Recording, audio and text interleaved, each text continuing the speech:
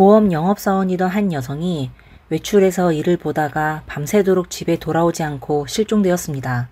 그녀의 마지막 모습은 감시 카메라에 포착되었지만 마치 흔적도 없이 사라진 것 같았습니다.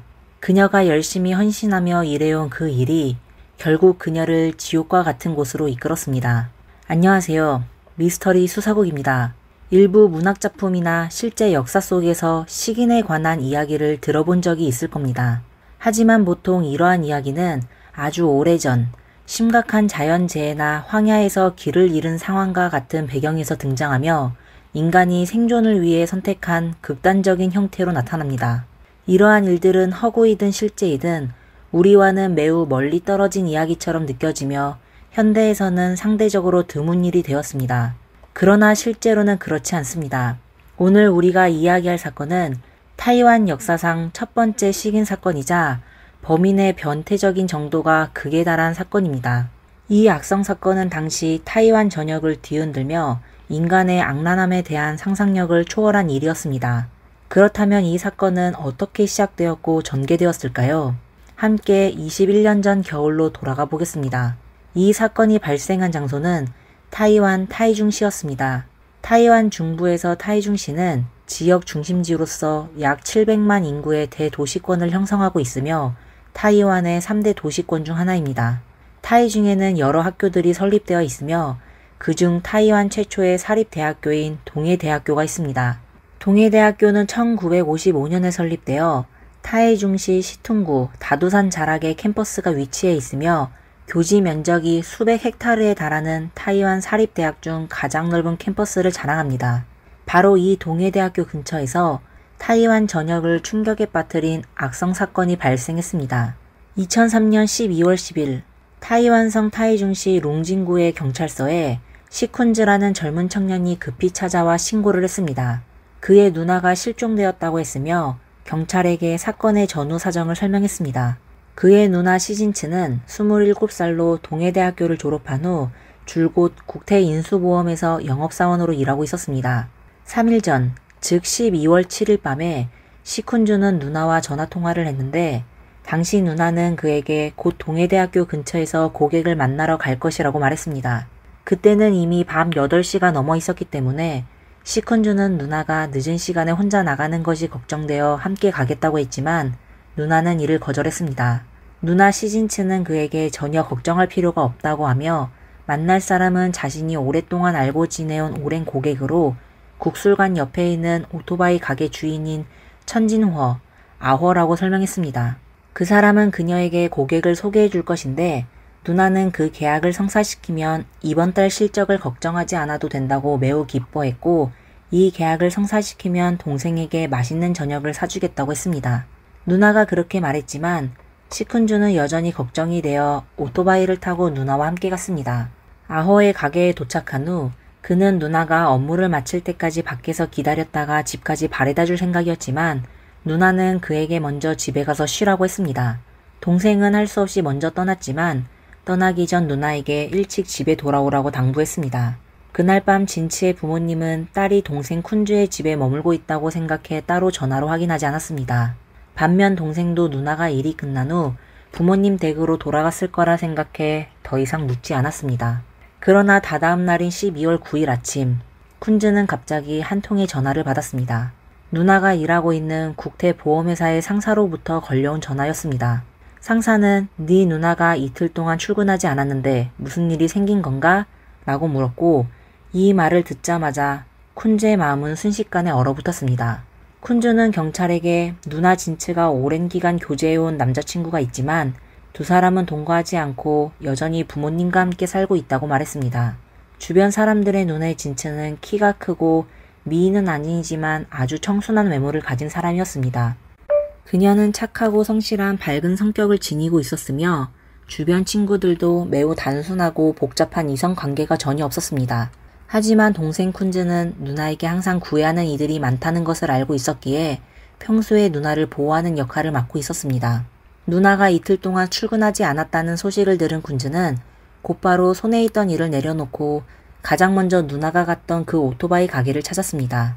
그 가게는 룽징양 싱신로에 위치한 3층짜리 작은 건물로 1층은 수리공장, 2층과 3층은 주로 잡다한 물건을 쌓아두거나 거주 공간으로 사용되고 있었습니다. 이곳은 동해대학교에서 길 하나만 건너면 되는 가까운 위치에 있으며 길을 오가는 사람들이 분주히 지나치곤 했습니다. 쿤즈는 서둘러 1층 가게로 들어가 보니 짧은 머리를 한 중년 남자가 오토바이를 수리하고 있었는데 이 남자가 바로 이 가게의 주인 아허였습니다.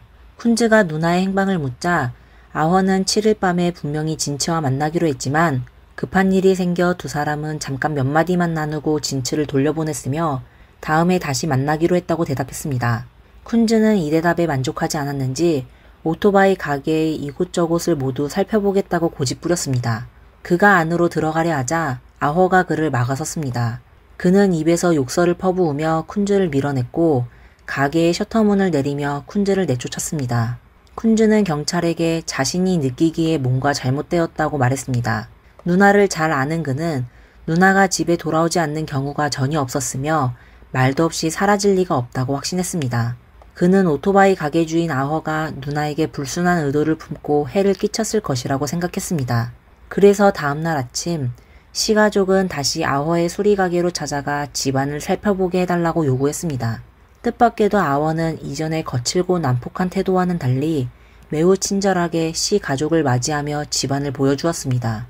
딸을 찾기 위해 시 가족은 3층 건물을 꼼꼼하게 수색했지만 건물 안팎을 몇 번이나 뒤져도 진치의 머리카락 하나조차 발견하지 못했습니다. 절망한 시 가족은 수리가게를 떠난 후 바로 경찰에 신고했습니다. 하지만 의심만으로는 충분하지 않았고 확실한 증거가 필요했습니다. 이 사건에서 아허라는 이름이 당시 형사반장인 탕거창에게 즉시 경각심을 일으켰습니다. 사실 아허의 이름은 이미 경찰의 특별 감시 명단에 올라 있었습니다. 탕 반장은 1991년 3월 1일 동해대학교의 재학생이었던 쉬루이 펀이라는 여대생이 아허의 오토바이 가게에서 실종된 사건을 기억하고 있었습니다. 당시 쉬루이 펀은 용돈을 벌기 위해 보험 판매원으로 일하고 있었으며 아허와 접촉한 적이 있었습니다. 두 사람은 보험 계약을 체결하기 위해 만날 약속을 했고 이 때문에 아허는 당시 사건의 첫 번째 용의자로 지목되었습니다. 당시 조사에서 아허는 그날 밤 출산을 앞둔 아내를 보러 갔다가 돌아왔을 때 쉬루이 펀이 보이지 않았다고 해명하며 이를 통해 자신의 알리바이를 제시했습니다. 하지만 경찰이 추적해본 결과 중간에 약 1시간 반 동안 아허의 행방을 설명할 수 없는 시간이 존재했습니다. 그러나 그를 범인으로 지목할 만한 더 확실한 증거가 없었기 때문에 경찰은 결국 아무것도 할 수 없었습니다. 12년이라는 시간이 흐른 후 같은 장소에서 두 명의 여성보험 판매원이 실종된 것이 정말 우연일까요? 그 당시 탕거창은 아직 평범한 젊은 경찰관이었지만 이 사건에 대한 기억은 매우 선명하게 남아 있었습니다. 그는 그해 사건을 조사하던 중 분명히 쉬루이 펀의 오토바이가 오토바이 가게 밖에 주차되어 있었지만 그녀의 모습은 보이지 않았다는 것을 기억하고 있었습니다. 아허는 유력한 용의자였지만 경찰은 끝내 어떤 단서도 찾을 수 없었고 이 사건은 그의 마음속에 계속 남아 있었습니다. 20여 년 동안 경찰은 세 차례 아허를 경찰서로 불러 거짓말 탐지기 테스트를 실시했습니다. 사건 당일 쉬루이 펀을 본 적이 있냐는 질문에 아허는 항상 보지 않았다고 대답했지만 3번 모두 테스트를 통과하지 못했습니다. 이는 그가 거짓말을 했을 가능성이 높다는 것을 의미합니다. 하지만 모두가 잘 알고 있듯이 거짓말 탐지기의 결과는 법정에서 증거로 사용할 수 없습니다. 이제 탕거창은 형사반장으로 승진했고 아허도 중년의 나이로 접어들었는데 이번에는 그를 단번에 체포할 수 있을까요? 이 사건은 지역 경찰의 높은 관심을 불러일으켰습니다. 비록 연쇄 범죄가 아닐지라도 수년간 이 지역에서 여성 실종 사건이 계속 발생했지만 범인을 잡지 못했습니다. 게다가 아허는 한때 그들의 주요 용의자였기 때문에 이번 사건이 그와 관련이 있다는 점에서 경찰은 이번 기회를 통해 그를 철저히 조사하기로 했습니다. 아허는 토박이로 태어나고 자란 지역 주민으로 일정한 읽고 쓰기 어려움을 가지고 있어 중학교 2학년 때 자퇴했습니다. 학습 능력이 낮아 반문맹 상태였으며 중학교를 다녔어도 자신의 신분증에 적힌 글자조차 다 읽지 못했습니다. 또한 아허의 가정 형편도 매우 어려웠고 부모는 9명의 자녀를 키우기 위해 자빌로 생계를 이어갔습니다. 아허는 이후 오토바이 수리점에서 견습생으로 일하다가 20대에 작은 가게를 열었는데 그는 손재주가 좋아서 수리 기술이 꽤 괜찮았습니다. 이런 배경을 보면 그는 고생을 많이 한 사람이긴 합니다. 그렇다면 그가 이 악성 사건의 주요 범인일 수 있을까요? 곧 아원은 경찰서로 끌려가 조사를 받았지만 그는 진치가 어디로 갔는지 모른다고 주장했습니다. 하지만 그가 예상하지 못한 것은 시대가 변하면서 많은 기술적 발전 덕분에 수사 속도가 크게 앞당겨졌다는 점입니다. 경찰이 가진 증거는 그의 거짓말을 쉽게 무너뜨렸습니다. 사건이 접수된 당일 오후 경찰은 오토바이 가게 근처의 CCTV 영상을 조사했으며 곧바로 인근의 24시간 편의점에서 실종된 진치의 영상을 발견했습니다. 그날 밤 8시경 카메라는 진치가 오토바이 가게에 들어가는 장면을 포착했지만 그녀가 다시 나오는 장면을 찍히지 않았기에 이것만으로도 충분히 의심할 만한 상황이었습니다. 조사를 받던 아원은 매우 침착해 보였으며 경찰이 밝혀낸 사실을 인정하지 않고 엉뚱한 말을 늘어놓았습니다. 경찰도 아허의 이상한 점을 눈치챘습니다. 일반적으로 고학력의 높은 지능을 가진 사람들도 경찰의 반복적이고 날카로운 질문에 긴장하여 말을 제대로 하지 못하거나 어떻게 대답해야 할지 모를 때가 많습니다. 그런데 상대적으로 둔한 편에 속하는 아허가 너무 완벽하게 대답하니 오히려 더 의심스러워졌습니다. 이에 경찰은 신속하게 수색영장을 신청하고 수리점을 수색하기로 결정했습니다.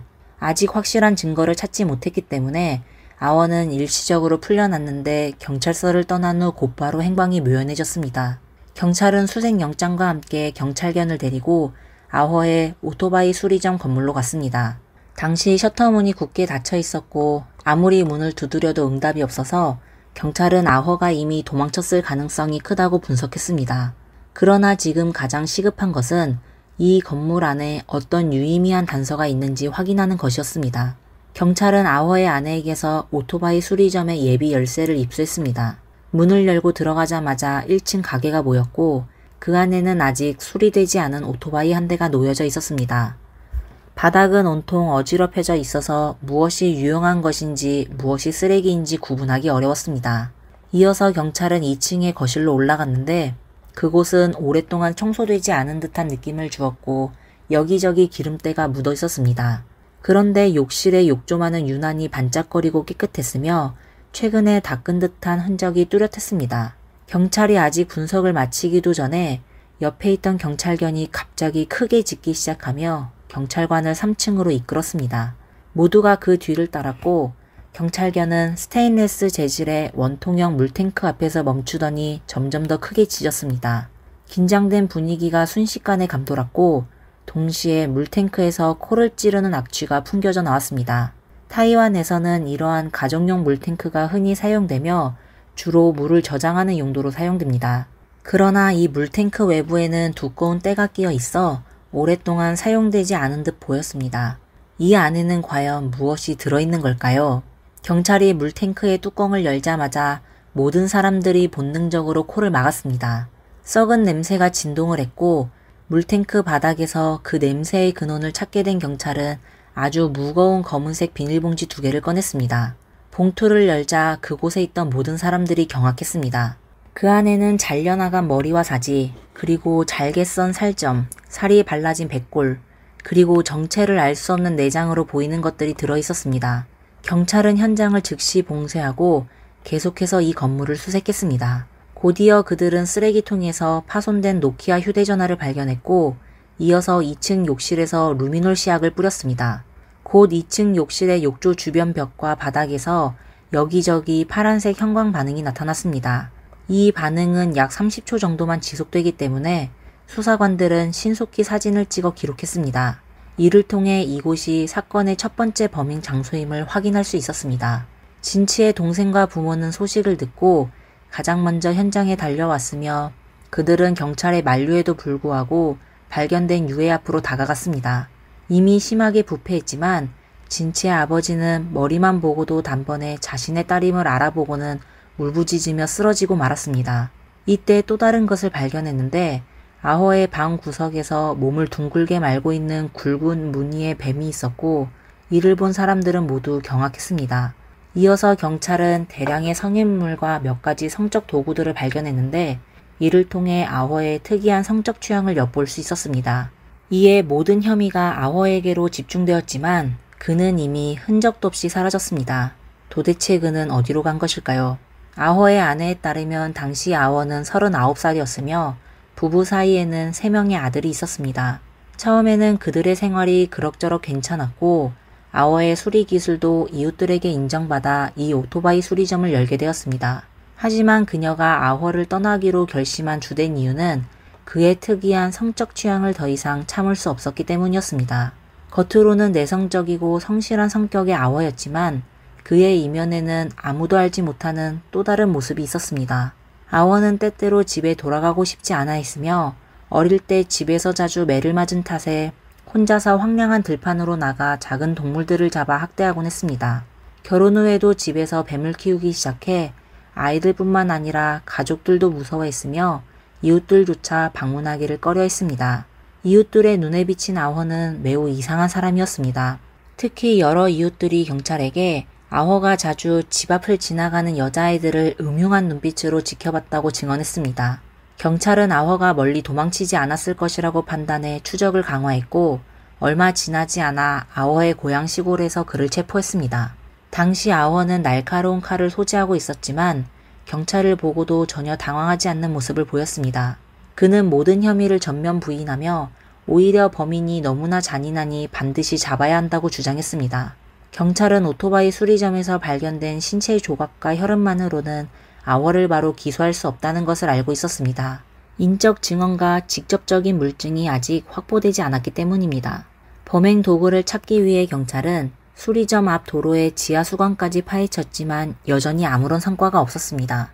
경찰이 난관에 부딪힌 상황에서 TV 매체의 보도가 금지 사건에 대한 중요한 돌파구를 제공했습니다. 누군가 경찰서로 와서 결정적인 단서를 제공했는데 바로 이 단서로 인해 사건의 전말이 세상에 드러나게 되었습니다. 진츠의 휴대전화를 추적하던 경찰 기술팀은 휴대전화가 갑자기 발신 기록이 있다는 사실을 발견했습니다. 기술 분석 결과 진츠의 휴대전화에 있던 유심카드는 사용되지 않았고 발신한 전화는 리모모라는 여자의 유심카드로 걸린 것이었습니다. 간단한 조사 결과 이 리모모는 아워의 가게에서 일하던 견습공인 광더창의 여자친구였습니다. 광더창은 당시 29살로 경찰이 그를 찾으려 했을 때 이미 사건 이후 갑자기 사라진 상태였습니다. 경찰은 그의 실종이 이번 사건과 관련이 있을 가능성이 크다고 추측했고 광더창 역시 범행에 연루되었을 가능성이 높아 보였습니다. 며칠 후 경찰은 중요한 신고 전화를 받았습니다. 신고자는 현지 통신가게를 운영하는 사장인 자오인 창이었습니다. 그는 덧창과 오래전부터 알고 지낸 사이로 덧창이 갑자기 노트북과 휴대전화를 가져와서 컴퓨터 잠금을 해제해달라고 부탁했다고 했습니다. 덧창은 물건을 맡긴 후 자리를 떴고 나중에 다시 오겠다고 말했습니다. 아워가 사람을 다치겠다는 소문이 퍼지면서 자오인창 사장은 경계심을 가지게 되었습니다. 덧창이 노트북을 맡긴 후 사장이 몰래 경찰에 신고 전화를 걸었고 경찰은 그에게 덧창을 지연시켜달라고 요청했습니다. 약 30분 후 덧창은 다시 돌아와 생각이 바뀌었다며 이 노트북을 사겠느냐고 물었습니다. 자오인창과 가격을 협상한 끝에 덧창은 노트북을 1만 대만 달러, 약 42만 원의 통신가게에 넘기기로 동의했습니다. 당시 자오인창은 덧창에게 양도증에 서명하게 했습니다. 이렇게 자오인창이 시간을 끄는 동안 경찰은 신속히 출동하여 그 지역에서 덧창을 체포할 수 있었습니다. 덧창은 순진해 보이는 얼굴로 아워의 침착함과는 달리 체포될 때 이미 심리적으로 무너진 상태였습니다.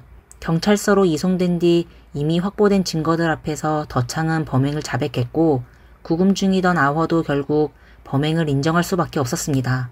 두 사람은 분리되어 신문을 받았지만 그들이 말한 진실은 듣는 이를 오싹하게 만들었습니다.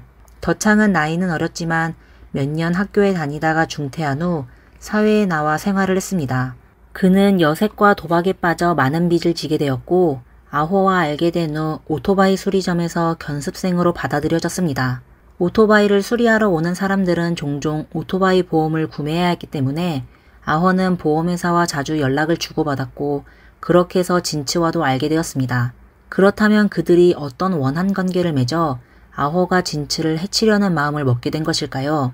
아호와 덧창의 진술을 종합한 결과 경찰은 사건의 기본적인 경위를 재구성할 수 있었습니다. 아허는 최근 몇 년 동안 진치에게 여러 고객을 소개했지만 최근 몇 건의 보험 청구에서 문제가 발생했습니다. 특히 한 건의 보험금 거절 사건으로 인해 아허의 고객이 오토바이 수리점에서 크게 화를 내며 소란을 피웠고 그로 인해 아허는 몇 건의 거래를 놓치게 되었습니다. 아허는 점점 더 화가 치밀어 올랐고 결국 진치에게 복수하기로 결심했습니다. 2023년 12월 7일 밤 8시경 아허는 진치에게 전화해 오토바이 수리점에서 새로운 보험 계약에 대해 이야기하자고 약속을 잡았고 진치는 기꺼이 그곳으로 갔습니다.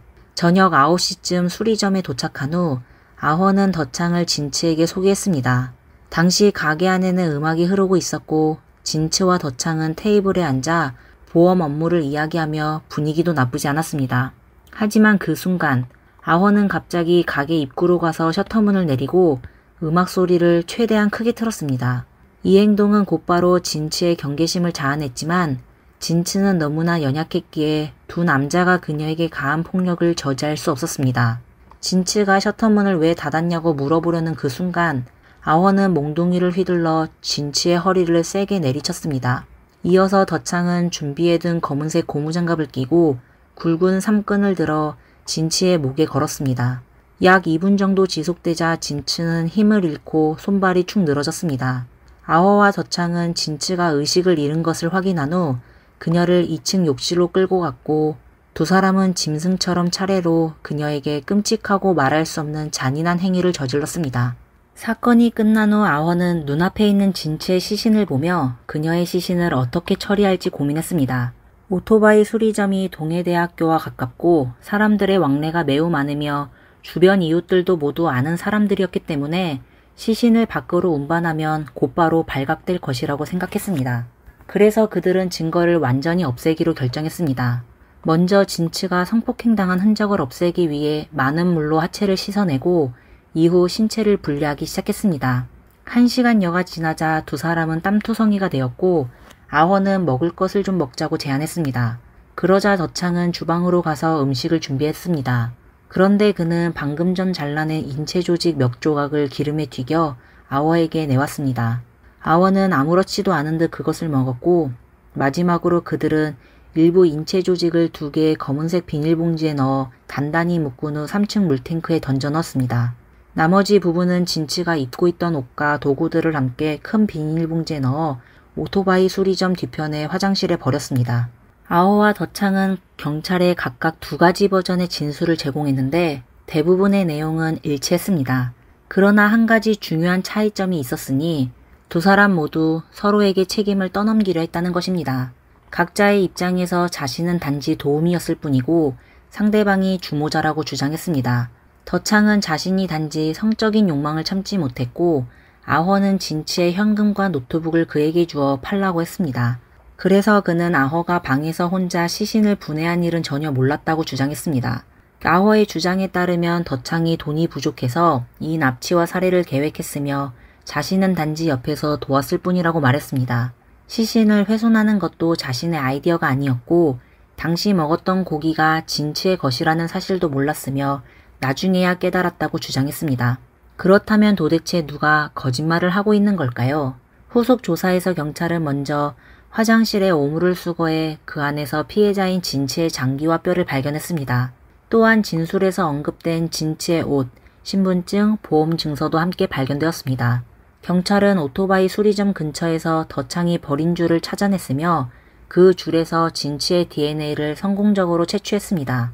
그러나 그 줄에서는 2명의 범죄 용의자 DNA는 발견되지 않았습니다. 이는 덧창이 진술한 대로 그가 줄로 목을 졸랐을 때 고무장갑을 착용하고 있었음을 확인해 주었습니다.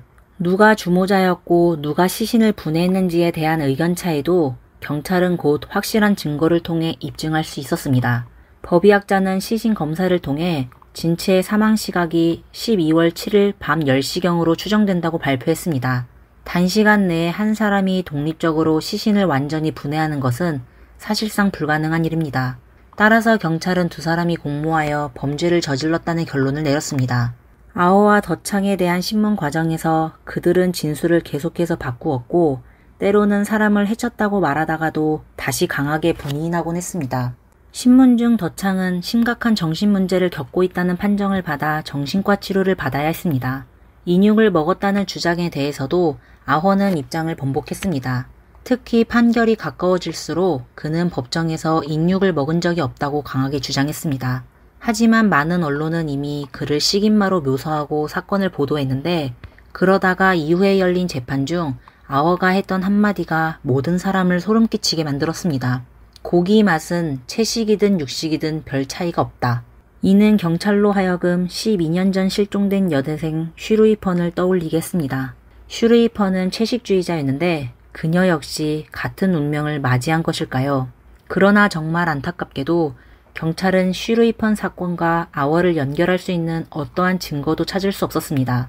이로 인해 슈르이펀의 가족과 사건 담당 경찰관들은 마음속에 영원히 풀리지 않는 응어리를 남기게 되었습니다. 수년에 걸쳐 7번의 재판을 거치면서 아허와 덧창의 진술은 계속해서 변했습니다. 덧창은 자신이 진츠를 성폭행한 것만을 인정했을 뿐 사람을 해치거나 인육을 먹은 적은 없다고 부인했습니다. 반면 아워는 자신이 성폭행을 하고 인육을 먹은 사실을 인정했지만 사람을 해친 것은 아니라고 주장했습니다.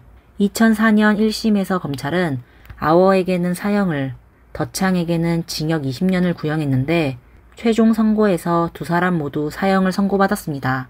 2005년 상급 법원에서도 사건을 재검토한 후 두 사람에게 모두 사형을 확정했습니다. 결국 2007년 타이완 고등법원 타이중지부는 고의상해죄로 아허와 덧창에게 사형을 선고했습니다. 하지만 일부 서방 단체들이 사형 판결에 대해 큰 논란을 제기하며 인권 보호의 목소리가 끊임없이 높아졌습니다. 더불어 당시 타이완에서는 오랫동안 사형이 집행되지 않았던 상황도 겹쳐 이들의 처형은 2012년 말까지 미뤄졌지만 결국 아워와 덧창은 다른 몇몇 사형수들과 함께 처형되었습니다.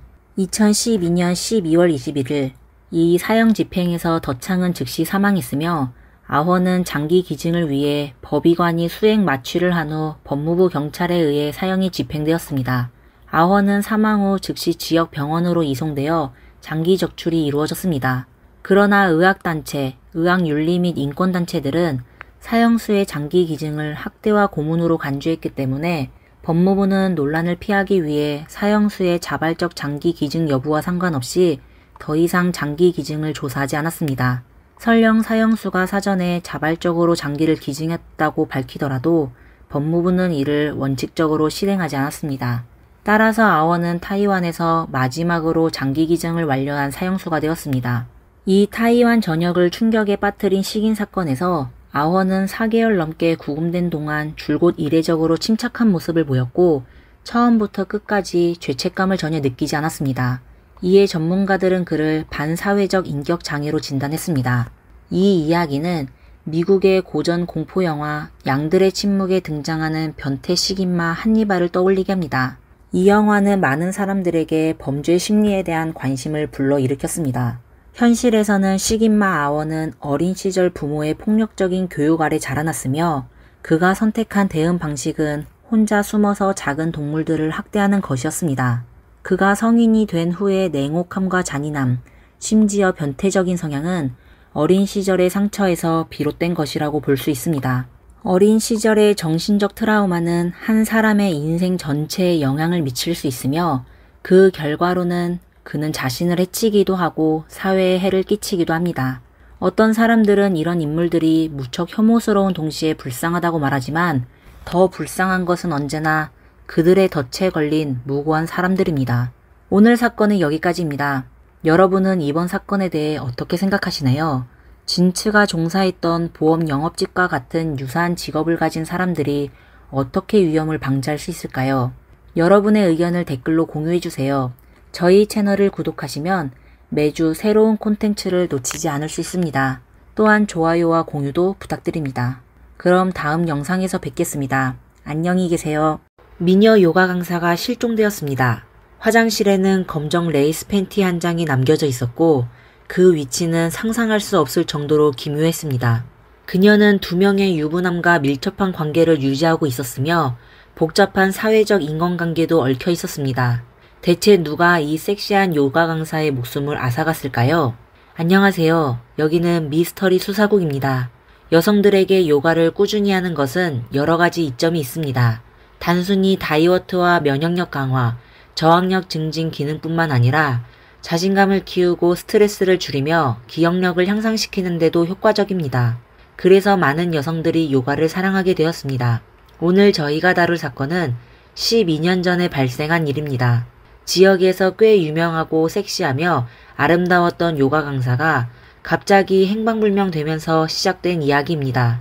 그녀의 가족은 10만 위안, 약 1,900만 원의 현상금을 걸었지만 여전히 아무런 단서도 찾지 못했습니다. 요가 강사의 집은 깔끔하고 정돈되어 있었으며 싸운 흔적도 전혀 없었습니다. 하지만 화장실에는 검정 레이스 팬티 한 장이 남아 있었고 그 위치는 매우 기묘하여 뭔가 다른 단서를 암시하는 듯 했습니다. 요가 강사가 스스로 집을 떠난 것인지 아니면 누군가에게 납치된 것인지 궁금증이 증폭되었습니다. 여러 가지 이유 속에서 경찰은 어떻게 단서를 찾아내고 진짜 범인을 밝혀냈을까요? 사건의 전말을 다시 한번 정리해보며 2012년으로 시간을 돌려보겠습니다. 사건의 장소는 중국 하이난성 하이커우시에서 발생했습니다. 이곳은 코코넛시티라는 별명이 있으며 코코넛 나무가 하이커우의 도시 이미지를 형성하고 있습니다. 요 며칠 동안 하이커우에 사는 허우 사장은 마음이 불안했습니다.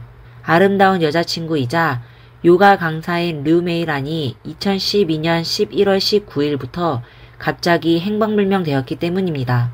메이란은 당시 31살로 후난상 외항 출신이며 하이커우에서 13년째 생활하고 있었습니다. 실종 전 그녀의 직업은 요가 강사였으며 허우 사장과는 10년 전부터 알고 지낸 사이였습니다. 당시 허우 사장에게는 이미 아내가 있었기 때문에 두 사람의 관계는 비밀이었습니다. 그러나 오래 함께 있기 위해 허우 사장은 메이란을 비서로 고용하여 자신의 회사에 두었고 그녀가 회사 소유의 아파트 임대 업무를 돕게 했습니다. 그 대가로 메이란은 회사에서 월급을 받았을 뿐만 아니라 그 아파트 내의 한 주택에 거주하게 되었습니다. 허우 사장은 이 주택의 열쇠를 가지고 있어 언제든지 출입할 수 있었습니다. 그러나 11월 19일 오후부터 허우 사장은 메이런과 연락이 되지 않는다는 것을 알게 되었습니다. 그녀의 휴대폰에 전화를 걸면 항상 꺼져 있었습니다. 지난 10년 동안 허우 사장이 메이란에게 언제 전화를 걸더라도 그녀는 항상 전화를 받았고 대낮에 휴대폰이 꺼져 있는 경우는 거의 없었습니다. 하이커우시는 크지 않기 때문에 허우 사장은 차를 몰고 애인 메이란의 집으로 갔습니다. 그는 메이란의 차가 평소 주차하던 곳에 그대로 주차되어 있는 것을 발견했지만 집에서 문을 두드렸을 땐 아무런 응답이 없었습니다. 그래서 그는 열쇠로 방을 열었고 집안은 평소처럼 밝고 깔끔했습니다. 메이란의 노트북, 지갑, 휴대폰, 차열쇠 등 자주 사용하는 물건들도 모두 그 자리에 있었는데 마치 잠시 외출한 것처럼 보였습니다. 허우 사장은 방에서 잠시 기다리려고 했지만 침실로 갔을 때 이상한 느낌을 받았습니다. 메이란 집의 작은 침실에 있는 침구류가 모두 사라졌던 것입니다. 허우 사장은 처음에 경찰에 신고할 생각을 했지만 자신과 메이란의 관계를 고려하여 망설였습니다. 아내가 이 사실을 알게 되면 가정분란을 일으킬 뿐만 아니라 이혼으로 이어질 가능성도 있었기 때문입니다. 결국 허우 사장은 5일 동안 불안에 시달린 끝에 메이란의 모습을 볼 수 없자 경찰에 신고하기로 결정했습니다. 경찰의 형사기술자들은 곧바로 현장을 조사하러 나왔습니다. 그들은 문 자물쇠에 강제로 열거나 파손된 흔적이 없다는 것을 발견했고 집안에도 뒤집히거나 싸운 흔적이 없었습니다.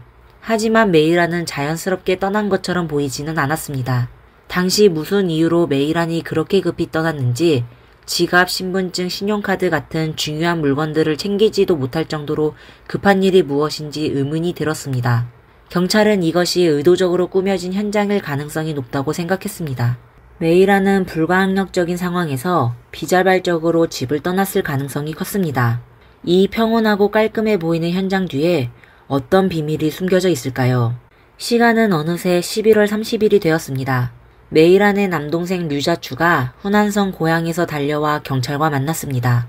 그는 누나와 사이가 매우 좋아 자주 통화했으며 누나와 연락이 닿지 않아 매우 걱정하고 있었습니다. 이때는 이미 메이란이 실종된 지 10일이 지난 시점이었습니다. 경찰은 자추와 함께 두 번째로 메이란의 집을 방문했습니다. 누나의 평소 생활 습관을 잘 알고 있는 자추는 이상한 점을 발견했습니다. 화장실에 검정 레이스 팬티가 아무렇게나 놓여있는 것을 보았기 때문입니다. 누나는 매우 깨끗함을 좋아하고 심지어 약간의 결벽증이 있을 정도로 매번 갈아입은 옷은 바로 세탁했기 때문에 이렇게 두는 일은 절대 없었습니다. 또한 자추는 두 번째 침실에 침대 시트가 사라진 것이 매우 이상하다고 말했습니다. 이 방은 누나가 그를 위해 특별히 마련해둔 방이었기 때문에 그가 누나 집에 방문할 때마다 이 방에 머물렀고 이전에는 항상 침대 시트가 깔려 있었습니다. 게다가 메이란이 키우던 갈색 푸들 강아지도 사라졌습니다. 현재 상황을 바탕으로 경찰은 메이란이 사고를 당했을 가능성이 크다고 분석했습니다. 경찰이 자주 드나들면서 소문이 빠르게 퍼졌고 아파트 단지 전체가 불안에 떨었습니다. 한편 자추는 부모의 부탁으로 10만 위안의 현상금을 내건 실종 전단을 배포했습니다. 그는 100여 장의 전단지를 들고 밤에 거리로 나가 곳곳에 붙이며 빨리 해결되기를 바랬습니다. 형사팀은 사건을 다시 한번 재구성했습니다. 그들은 메이란이 샤워를 마치고 욕실에서 나왔을 가능성이 크다고 보았습니다. 그때 누군가가 문을 두드렸고 그녀가 문을 열자마자 납치된 것입니다. 그렇다면 메이란이 안심하고 문을 열어줄 만한 사람이 누구였을까요? 메이란의 가정 형편은 그리 넉넉하지 않았지만 가족들은 메이란을 찾기 위해 10만 위안의 현상금을 내걸었습니다. 동생 자추는 도시 곳곳에 포스터를 붙이며 적극적으로 누나를 찾았습니다. 각종 미디어도 연이어 이 사건을 보도하며 메이란의 실종에 대한 관심이 높아졌습니다. 경찰은 실종자의 가족과 사회 여론의 이중 압박을 받고 있었습니다. 곧 경찰은 재산을 노린 범행 가능성을 배제하고 원한이나 연애 문제로 인한 범행 가능성에 초점을 맞추었습니다. 여기서 메이란과 밀접하게 지내거나 갈등이 있었던 사람들을 찾아내야 했습니다. 경찰이 메이란의 친구, 친척, 그리고 거주하는 단지 이웃들을 조사한 결과 메이란의 사회적 교류가 꽤 복잡하다는 것을 알게 되었습니다.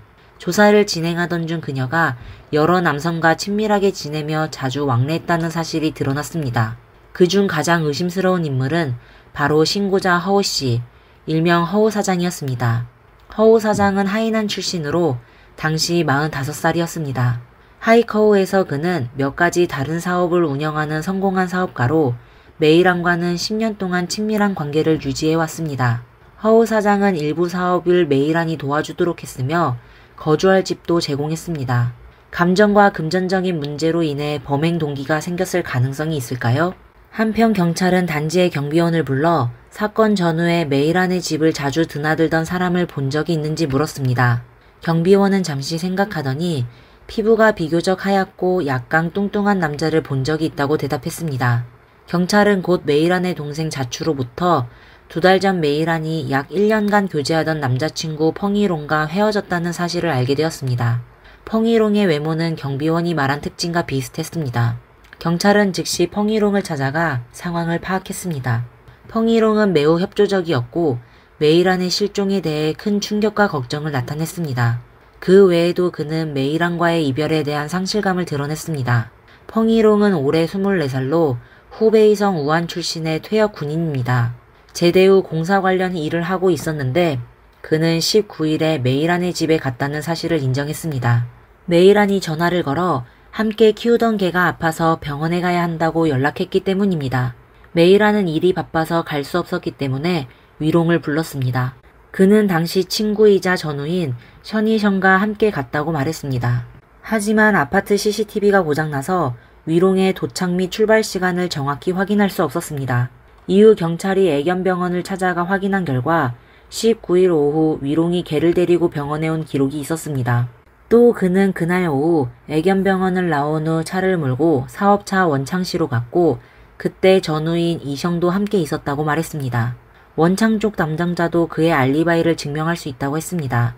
위롱의 증언에는 의심스러운 점이 없어 보였고 이로 인해 사건은 다시 난관에 부딪히게 되었습니다. 결국 경찰은 여러 용의자를 제외한 후 허우 사장과 위롱 두 사람에게 집중하게 되었습니다. 허우 사장과 메이란 사이에 비즈니스 관계가 있으므로 경제적 이익 충돌이 있을 수 있다고 판단했기 때문입니다. 나이가 들면서 메이란은 가정을 꾸리고 적절한 명분을 얻고자 했으며 허우 사장에게 이혼을 요구했을 가능성이 큽니다. 하지만 이미 가정이 있는 허우 사장은 이를 만족시킬 수 없었고 이는 필연적으로 갈등을 일으켰을 것입니다. 또한 허우 사장의 주변을 조사한 결과 최근 2년간 허우 사장이 다른 여성들과 교제한 사실이 드러났습니다. 이는 그와 메이란의 관계가 안정적이지 않고 어떤 위기가 있었음을 시사합니다. 이러한 요인들로 인해 허우 사장은 메이란의 실종을 발견한 후 5일간 고민한 끝에 신고한 것으로 보입니다. 한편 허우 사장에 비해 위롱의 혐의는 훨씬 적었습니다. 두 사람은 위챗을 통해 알게 되어 온라인으로 관계를 발전시켰지만 두 사람의 감정은 매우 좋았습니다. 초기 조사에 따르면 위롱은 메이란에게 매우 신경을 썼습니다. 메이란이 외로움을 달래기 위해 인형 강아지를 안고 자는 것을 알고 그는 인형 강아지와 비슷한 실제 강아지를 사서 메이란에게 선물했습니다. 또한 자주 집에 찾아가 강아지 사료를 주었으며 강아지가 아프면 애견병원에 데려가 주사를 맞히기도 했습니다. 이런 상황을 보면 위롱은 메이란을 해칠 동기가 없어 보입니다. 하지만 경찰은 사건을 조사하면서 뭔가 놓친 것이 있다고 느꼈습니다. 그래서 메이란의 동생 자추를 데리고 세 번째로 메이란의 집, 즉 그녀가 실종된 장소로 가서 뭔가를 찾으려고 했습니다. 자세히 현장을 조사한 끝에 자추는 경찰에게 누나가 평소 자주 입던 잠옷이 사라졌다고 확신 있게 말했습니다. 이 점에서 경찰은 더더욱 아는 사람이 범인일 가능성을 확신하게 되었습니다. 시간적으로 봤을 때 마지막으로 메이란을 본 사람은 남자친구 위롱이었기 때문에 그는 가장 의심스러워졌습니다. 자추도 누나가 위롱과 헤어진 적이 있으며 그 과정이 매우 불쾌했었다고 말했습니다. 또한 누나는 위롱을 위해 낙태를 한 적도 있었다고 했습니다. 경찰은 위롱의 범행 동기에 대해 다시 생각하게 되었습니다. 그래서 첫 번째 조사대로 돌아가 위롱을 다시 조사하기로 시작했습니다. 그날 위롱은 질문에 명확하고 안정된 태도로 답변했으며 마치 사전에 연습이라도 한 듯 너무나도 자연스러웠습니다. 이는 경찰이 위롱을 더욱 의심하게 만든 이유가 되었습니다. 그래서 다시 경찰은 위롱을 찾았습니다. 같은 시간에 경찰은 그날 위롱과 함께 메이란의 집에 왔던 이성도 찾았습니다. 경찰은 먼저 위롱을 신문했고 그의 말은 이전과 거의 동일하여 흠잡을 데가 없었습니다. 하지만 이는 경찰의 의심을 더 키웠고 경찰은 이성에게서 돌파구를 찾기로 했습니다. 조사 결과 두 사람의 진술이 서로 일치하지 않는 점이 발견되었습니다.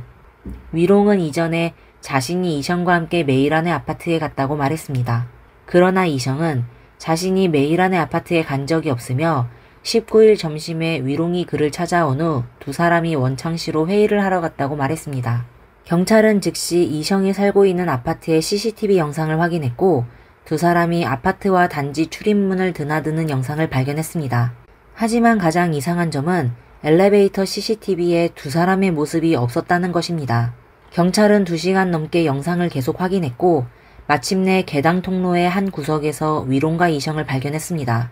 그들은 검은색 여행 가방을 들고 있었고 그 가방 안에는 무거운 물건이 들어있는 것처럼 보였습니다. 이 영상을 본 경찰들은 모두 같은 생각을 했습니다. 그 가방 안에는 아마도 메이란의 시신이 들어있을 가능성이 컸습니다. 위롱과 이성은 다시 경찰서로 소환되었습니다. 이번에 두 사람의 상태는 이전과 약간 달랐으며 특히 이성의 태도가 변화했습니다.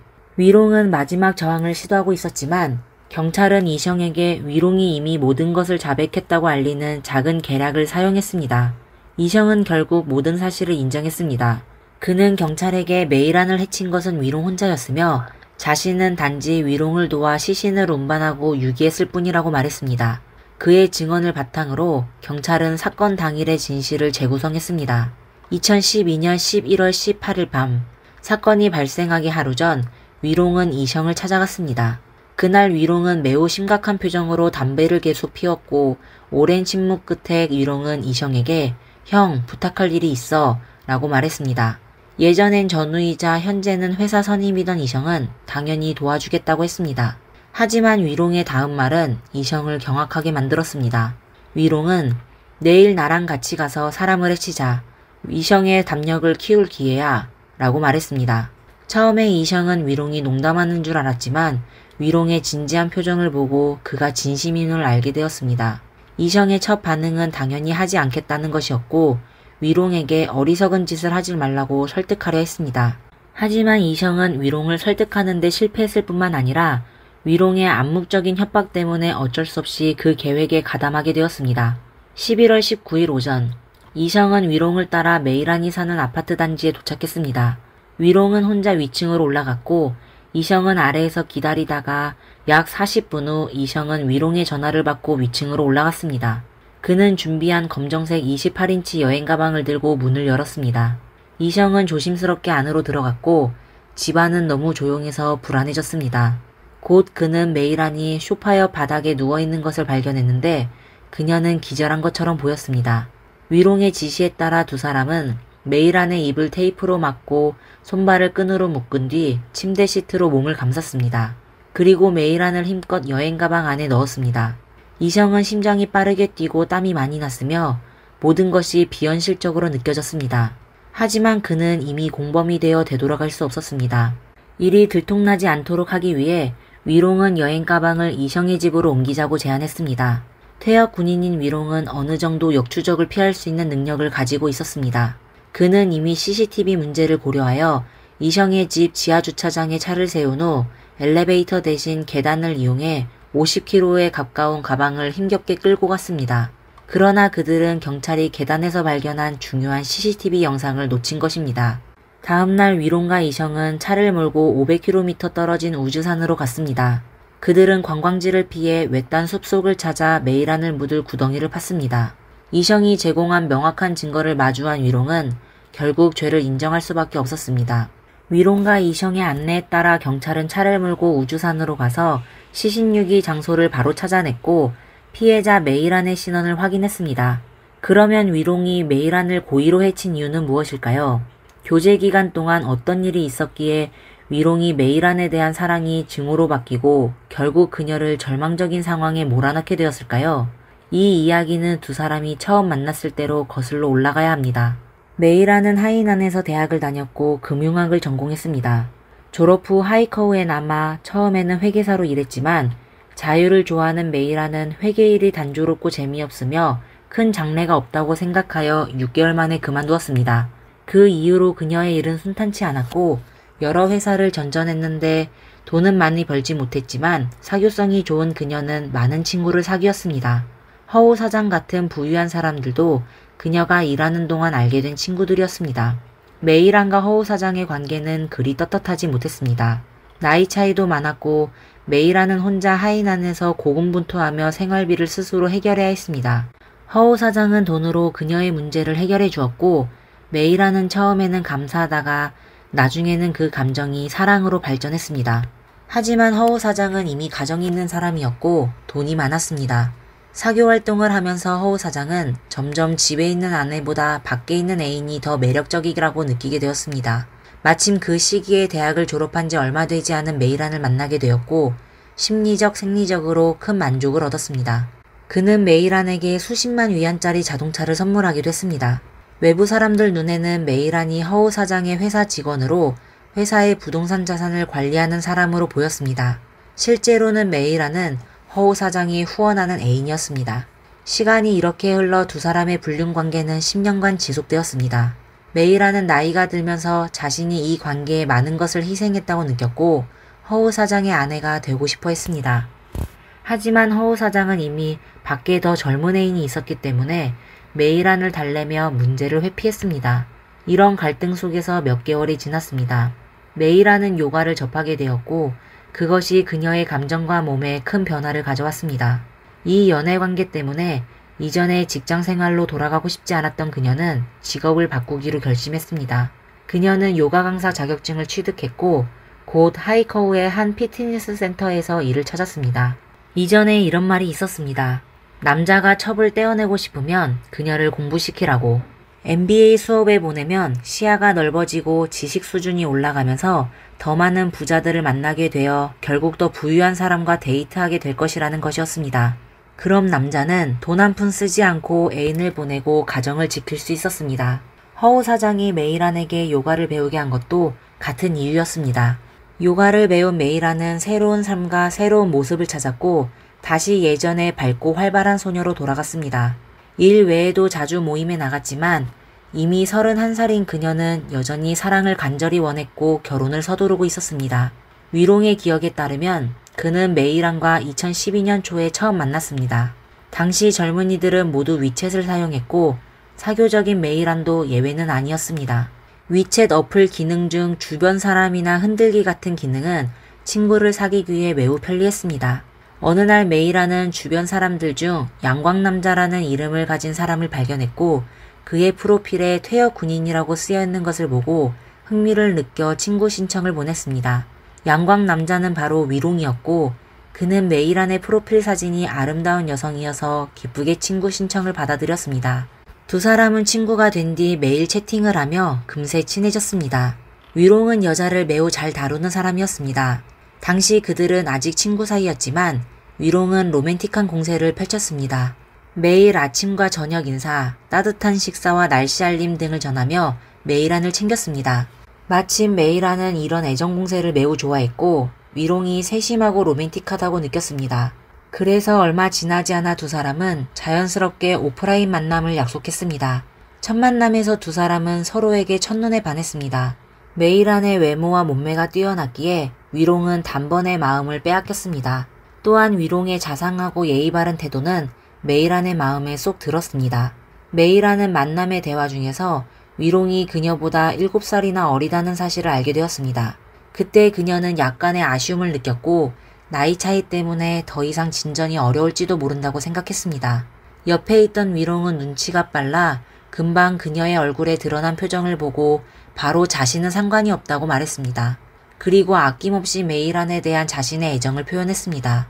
이렇게 두 사람은 금방 연인이 되었습니다. 위롱은 메이란에게 푸들 강아지를 선물했고 이는 메이란의 마음을 사로잡았습니다. 그들의 관계는 빠르게 발전했고 2달 조금 넘어서 동거 생활을 시작했습니다. 모든 것이 순조롭게 진행되었고 항상 결혼을 갈망해온 메이란은 7살 차이가 나는 이 연애가 결혼으로 이어질 수 있을 것이라고 생각했습니다. 메이란은 위롱에게 고향에 가서 부모님과 동생을 만나보자고 제안했지만 위롱은 거절했습니다. 메이란은 이에 대해 화를 내지 않았고 오히려 모든 것을 상대방의 입장에서 생각해 주었습니다. 위롱이 겨우 24살이라 심리적으로 부담을 느낄까봐 배려했던 것입니다. 2012년 여름, 메이란은 자신이 임신했다는 사실을 알게 되었습니다. 기쁜 마음으로 이 사실을 위롱에게 알렸을 때 위롱은 잠시 망설이다가 그 자리에서 무릎을 꿇었습니다. 메이란은 상상도 못한 일이 자신에게 닥칠 줄 몰랐습니다. 위롱이 자신을 속였다는 사실을 털어놓았기 때문입니다. 위롱은 고향에서 이미 결혼을 했고 1살 된 딸이 있다는 것이었습니다. 그러나 그는 곧바로 집안 부모님이 정해준 결혼이라며 아내와는 아무런 감정이 없다고 했습니다. 위롱은 다음날 고향이 돌아가 이혼하기로 결심을 했고 메이란에게 꼭 기다려달라고 했습니다. 위롱이 떠나자 메이란은 혼자서 매우 우울해졌습니다. 그녀는 자신의 운명이 왜 이러는지 어떻게 두 번째로 또다시 첩이 된 건지에 대해 생각했습니다. 위롱이 이혼하겠다고 다짐했음에도 불구하고 그녀는 마음속 깊이 고통을 느꼈습니다. 고민하던 중 그녀는 위롱에게 전화를 걸었지만 그의 휴대전화는 꺼져 있었습니다. 메이란의 마음은 순간 덜컥했습니다. 그녀는 계속해서 전화를 걸었지만 며칠이 지나도 위롱의 답변은 없었습니다. 메이란은 위롱이 자신을 버리고 사라진 것이라고 생각했고 결국 참을 수 없어서 한바탕 울고 말았습니다. 시간이 지나고 메이란은 정신을 차리게 되었고 이 관계가 결국 잘못된 것임을 깨달았습니다. 그녀는 혼자 병원에 가서 절제 수술을 했고 모든 것을 새로 시작하기로 결심했습니다. 그러나 몇 주가 지난 후 위롱이 메이란에게 전화를 걸기 시작했지만 이번엔 메이란이 받지 않았습니다. 그렇게 2달이 흘러 11월 초 위롱은 마침내 다시 나타났습니다. 그는 메이란의 집으로 돌아와 문을 한참 두드린 끝에 메이란이 나왔습니다. 위롱은 흥분하며 이혼 절차를 마쳤다고 말하고 그동안 전화받지 못했던 이유가 부모님이 이혼을 반대해 그의 휴대전화를 빼앗았기 때문이라고 설명했습니다. 하지만 위롱이 아무리 말해도 메이란은 냉담한 태도를 보였습니다. 그녀는 방에서 정리상자를 꺼내 위롱에게 건네주며 아이는 이미 지웠으니 잘 헤어지자고 말했습니다. 위롱은 갑자기 얼굴빛이 변했습니다. 그는 메이란이 위챗에서 한 이별 선언이 그냥 화가 나서 한 말이라고 생각했습니다. 그는 급히 계속 설명하며 메이란의 용서를 구했지만 메이란은 더 상처 주는 사실을 말했습니다. 그녀는 이미 새 남자친구가 생겼고 그와는 이제 불가능하다고 했습니다. 말을 마친 메이란은 위롱을 문 밖으로 밀어내고 문을 세게 닫았습니다. 떠난 후 위롱은 매우 우울해졌습니다. 고향의 아내와 이혼했는데 메이란도 이렇게 단호하게 그와 헤어졌으니 자신만 농락당한 셈이었습니다. 게다가 메이란이 어떻게 이렇게 빨리 새 남자친구를 사귈 수 있는지 이해할 수 없었습니다. 그는 생각할수록 화가 나서 가슴을 치기 시작했습니다. 어쩌면 이 순간 위롱은 메이란에게 상처를 주고자 하는 마음을 품게 되었는지도 모릅니다. 며칠 후 마침 메이란이 먼저 전화를 걸었습니다. 그녀는 그들이 함께 키우던 강아지가 아파서 동물병원에 가야 한다고 말했습니다. 하지만 메이란은 정말 시간이 없어 위롱에게 부탁할 수밖에 없었습니다. 위롱은 흔쾌히 받아들였고 마음속으로 계획을 세우기 시작했습니다. 그래서 그날 밤 그는 친구 이성에게 사람을 해치면서 담력을 키우자는 말도 안 되는 대화를 나누게 되었습니다. 11월 19일 아침 일찍 위롱은 약속한 시간에 메이란의 집에 도착했습니다. 문을 열었을 때 메이란은 막 샤워를 마치고 욕실에서 나왔습니다. 오랜만에 만난 탓인지 두 사람의 태도는 한결 부드러워졌습니다. 위롱은 메이란의 온화한 모습을 보고 다시 마음이 흔들렸습니다. 그는 메이란에게 재결합을 간청했지만 메이란은 불가능하다며 명확히 말했습니다. 두 사람은 다시 언쟁을 벌였고 위롱은 특히 격분하며 자신이 이미 이혼을 했는데 왜 용서할 수 없는지 물었습니다. 메이란은 위롱이 사기꾼이라며 더 이상 믿지 않을 것이며 지금 남자친구가 자신에게 잘해준다고 말했습니다. 이 말에 자극을 받은 위롱은 메이란의 뺨을 때렸고 메이란은 놀라서 경찰에 신고하겠다고 하며 전화기를 가지러 돌아섰습니다. 그 순간 위롱은 갑자기 달려들어 메이란을 바닥에 눕히고 목을 세게 졸랐습니다. 메이란은 필사적으로 발버둥 쳤지만 점점 저항을 멈추었고 결국 숨을 멈추고 말았습니다. 경찰의 신문에 위롱은 여전히 변명하며 메이란이 쓰러졌을 때 아직 살아있었을 수도 있다고 주장했습니다. 그는 너무 무서워서 그녀를 상자 안에 넣었다고 변명했지만 그 이유가 너무 억지스러웠습니다. 이 비극의 주된 원인은 위롱이 원래부터 극단적인 성향을 가진 사람이었기 때문입니다. 그는 고향으로 돌아가 원래의 아내에게 이혼을 요구했을 때 아내는 아이가 아직 어리다는 이유로 동의하지 않았습니다. 하지만 위롱은 한번 마음을 정하면 누구도 바꿀 수 없었고 그는 심지어 아내를 때리기까지 했습니다. 결국 위롱은 한 여자를 폭행하고 또 다른 여자의 생명을 앗아갔습니다. 2013년 8월 하이난성 하이커우시 중급 인민법원에서 이 사건에 대한 공개 재판이 열렸습니다. 위롱은 사형을 선고받고 즉시 집행되었습니다. 그의 공범 이성도 사형을 선고받았지만 2년간의 집행유예와 함께 정치적 권리가 박탈되었습니다. 또한 위롱과 이성은 메이란의 가족에게 민사소송을 통해 9만 4천 위안, 하나 약 1,790만 원을 배상하라는 판결을 받았습니다. 그러나 아무리 많은 배상이 이루어져도 메이란의 소중한 생명을 되돌릴 수는 없었습니다. 이번 사건이 우리에게 주는 가장 큰 경고는 온라인 교제의 안전 문제입니다. 비록 온라인에서 오프라인으로 이어져 좋은 결실을 맺는 사례도 있지만 복잡한 인터넷 세계에는 여전히 많은 위험이 숨어져 있습니다. 가장 기본적인 문제는 상대의 진짜 신원을 확인할 수 없다는 점입니다. 그 사람의 과거 배경을 쉽게 알 수 없다는 점도 마찬가지입니다. 이번 사건으로 돌아와서 보면 메이라는 위롱을 만났을 때 결혼에 대한 조급함이 있었습니다. 그녀는 자신이 31살이었고 이미 결혼 정년기를 놓친 상태라고 생각했기 때문에 두 사람은 서로를 완전히 이해하지 못한 채 빠르게 사랑에 빠졌습니다. 사귀는 동안에도 메이란이 위롱에게 부모님을 만나자고 제안했을 때 위롱의 망설임 등 여러 신호들이 있었지만 메이란은 이를 무시했습니다. 그 당시 그녀는 이 결혼이 자신이 기대한 만큼 완벽해지기를 바랬기 때문입니다. 오늘 사건은 여기까지입니다. 여러분은 이번 사건에 대해 어떤 생각을 가지고 계실까요? 온라인 교제가 믿을만하다고 생각하시나요? 영상 아래 댓글로 여러분의 의견을 공유해주세요. 지금까지 미스터리 수사국이었습니다. 다음 영상에서 다시 뵙겠습니다. 감사합니다.